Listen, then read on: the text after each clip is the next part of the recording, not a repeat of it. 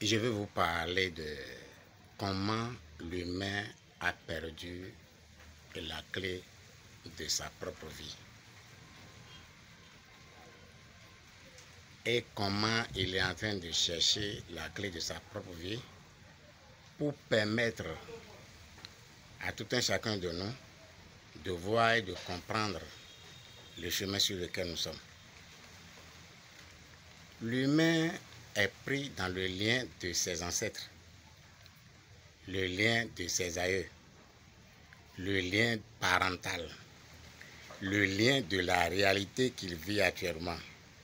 Résultat, des aïeux aux parents à la réalité que nous vivons actuellement, l'humain a perdu l'essence de ce qu'il fait lui-même et commence par mener simplement la vie de ses aïeux, de ses ancêtres et des réalités, la vie des réalités qui l'entourent actuellement.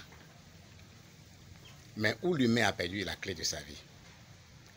L'humain a perdu la clé de sa vie à l'intérieur de lui-même. Il n'a pas trop tôt compris que la clé de tout ce qui va être sa réalité maintenant est à l'intérieur de lui-même. Donc l'humain, il se voit pris dans tous ces liens de la réalité qui l'entoure, des réalités qui avaient été, des réalités qui étaient. Résultat, il s'est embrouillé. Je disais tantôt que l'humain a perdu la clé de sa propre vie à l'intérieur de lui-même. Et je vais schématiser un peu et puis vous allez comprendre.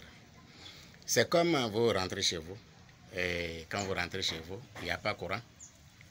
Et il y a obscurité. Et dans l'obscurité, vous perdez votre clé, par exemple, dans l'obscurité. Dans l'obscurité de votre maison, vous perdez la clé. Vous commencez par chercher un temps, vous voyez que, bon, vous ne pouvez pas trouver passer à l'obscurité. Mais quand vous levez la tête net, vous voyez un lampadaire, c'est-à-dire une lumière publique qui est allumée au dehors là-bas.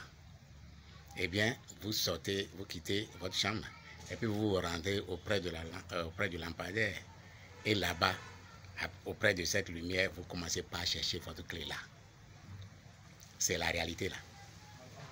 Au lieu de faire le retour à nous-mêmes, qui est notre propre dimension spirituelle, eh bien, nous nous contentons de copier, de faire des choses que nous avons vues à travers tout ce que nous connaissons, à travers tout ce que on nous a enseigné, à travers tout ce que nous voyons. Alors que la clé même est en nous.